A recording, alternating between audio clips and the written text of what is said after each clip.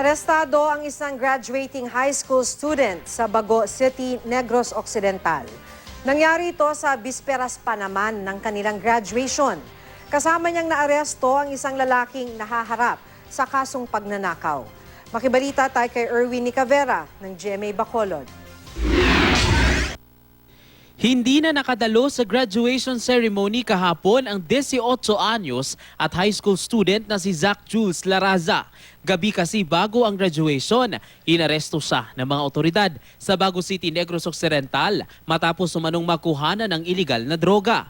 Ayon sa pulisya, subject ng kanilang operasyon ang kasama ni Laraza na si Alvin Arnido. May warrant of arrest si Arnido sa kasong pagnanakaw. Nang arestuhin si Arnido, nakitang may hawak na iligal na droga si Laraza kaya hinuli na rin siya. Meron kaming operation against Alvin Arnido and nadakip namin yung dalawa. While Zach Jules sa possession sa illegal paraphernalias, drug paraphernalias.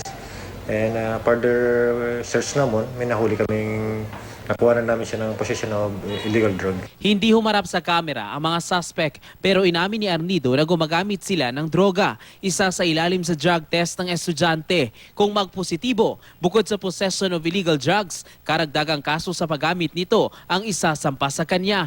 Wala pang pahayag ang pamunuan ng paaralan ni Laraza tungkol sa gagawin sa kanyang high school diploma.